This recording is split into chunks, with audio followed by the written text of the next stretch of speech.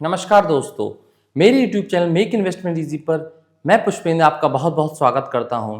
आज हम समझेंगे कि मल्टीबैगर स्टॉक क्या होते हैं और मल्टीबैगर स्टॉक को चूज करने की क्या मेथोडोलॉजी होती है। क्या मल्टीबैगर स्टॉक कोई आसमान से टपके हुए होते हैं? नहीं, ऐसा बिल्कुल भी नहीं है। मल्टीबैगर स्टॉक भी कॉमन स्टॉक की तरह ही होते हैं, बस उनके ग्रोथ पोटेंशियल बहुत ज़्यादा होता है। मैंने पहले भी एक वीडियो बना चुका हूं कि वैल्यू इन्वेस्टिंग और ग्रोथ इन्वेस्टिंग में क्या डिफरेंस होता है। आज हम यहाँ पर जो बात कर रहे हैं वो एक तरह से ग्रोथ इन्वेस्टिंग की ही बात कर रहे हैं, क्योंकि मल्टीबैगर स्टॉक को चूज करने का जो मेथोडोलॉजी है वो कोई फिक्स मेथोडोलॉजी नहीं है। किसी के लिए वो काम करती है, किसी के लिए वो काम नहीं करती है। चलिए आज स्टेप बाय स्टेप समझते हैं कि आखिर क्या होता है मल्टीबैगर स्टॉक को चूज करने का तरीका। स्टेप नंबर 1, स्ट्रॉन्ग और स्केलेबल बिजनेस मॉडल। हमें ऐसे बिजनेस को चूज करना चाहिए जो हाई ग्रोथ पोटेंशियल रखते हों। कंपनी ऐसे सेक्टर में काम करती हो जहां पे फ्यूचर में जबरदस्त ग्रोथ हो सकती है। स्केलेबिलिटी, बिना ज़्यादा खर्च बढ़ाए बिजनेस को एक्सपेंड कर सकती है।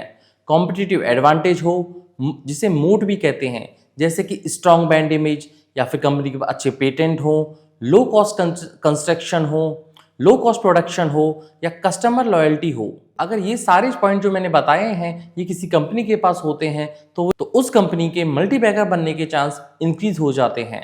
Number 2, solid financials. रेवेन्यू और प्रॉफिट ग्रोथ लगातार हर साल डबल डिजिट से ग्रो कर रहे हों।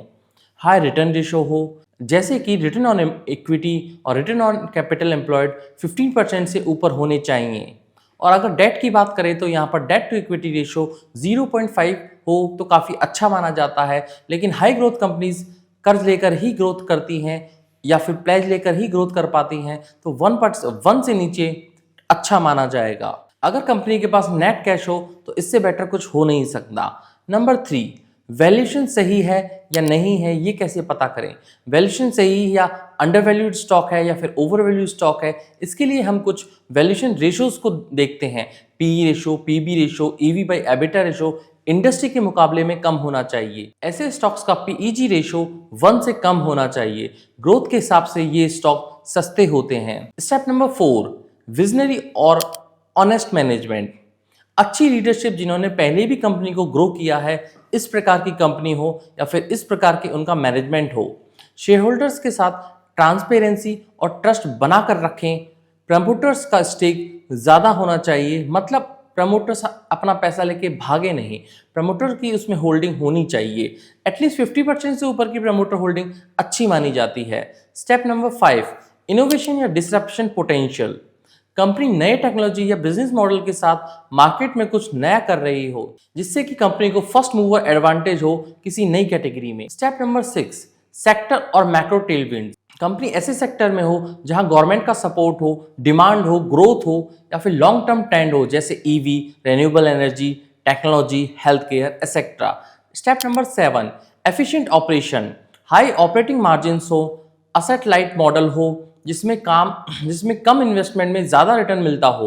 कॉस्ट कंट्रोल और स्ट्रॉन्ग सप्लाई चेन भी होनी चाहिए। स्टेप नंबर 8, लो इंस्टीट्यूशनल ओनरशिप। अगर अभी तक किसी म्यूचुअल फंड या एफआईएस या डीआईएस ने इन्वेस्ट नहीं किया है तो काफ़ी अच्छा माना जाता है, क्योंकि जब फ्यूचर में ये एफआईएस, डीआईएस या म्यूचुअल फंड स्टॉक में आते हैं, स्टॉक को खरीदते हैं, तो स्टॉक का प्राइस बढ़ने के चांसेस बहुत ज़्यादा हो जाते हैं।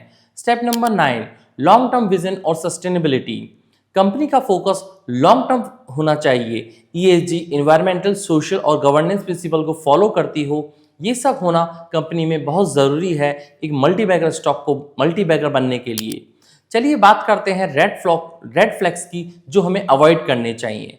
नंबर 1, फेक अकाउंटिंग या बैलेंस शीट मैनिपुलेशन। अगर ऐसा आपको दिखता है तो ऐसे स्टॉक से दूर हो जाइए। नंबर 2, प्रमोटर का ज़्यादा शेयर्स प्लेज किया हो तो ऐसी कंपनियों से भी आपको दूर हो जाना चाहिए।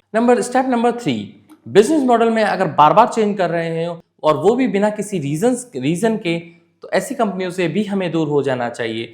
सिर्फ सोशल मीडिया हाइप या रूमर्स की वजह से हमें स्टॉक कभी नहीं लेना चाहिए, या फिर हमें किसी ने सजेस्ट कर दिया हो, हमें स्टॉक कभी नहीं लेना चाहिए। मैंने जो स्टेप्स बताए हैं उनको फॉलो अगर आप कर लेते हैं और उनके हिसाब से स्टॉक खरीदते हैं तो आप भी अपना जल्दी फर्स्ट मल्टीबैगर बना पाएंगे। कोई भी हो, चाहे मैं हूं, चाहे कोई भी इन्फ्लुएंसर हो या फिर कोई भी यूट्यूबर हो, चाहे कोई भी हो, आपको हमेशा अपनी रिसर्च जरूर करनी है। रिसर्च करना एक अच्छी बात है।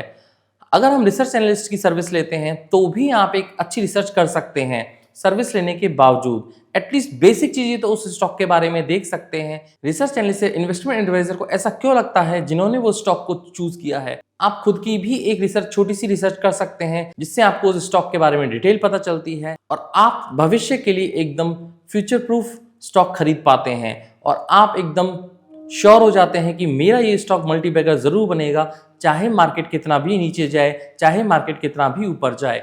और मार्केट के छोटे मोटे फ्लक्चुएशन से मुझे बिल्कुल भी नहीं डरना है, क्योंकि मेरा स्टॉक जो मैंने चूज किया है उस पर मुझे पूरा भरोसा है। आशा करता हूं आपको ये वीडियो पसंद आया होगा। अगर आपको ये वीडियो पसंद आया है और आपको लगता है कि हम आपकी इन्वेस्टमेंट की जर्नी में कुछ वैल्यू ऐड कर पा रहे हैं तो प्लीज़ मेरे इस वीडियो को लाइक कीजिए, शेयर कीजिए और अगर आपकी कोई भी क्वेरी है तो प्लीज़ कमेंट बॉक्स में कमेंट करना ना भूलें। आज के लिए इतना ही। Stay tuned. This is Pushpendra signing off. जय हिंद।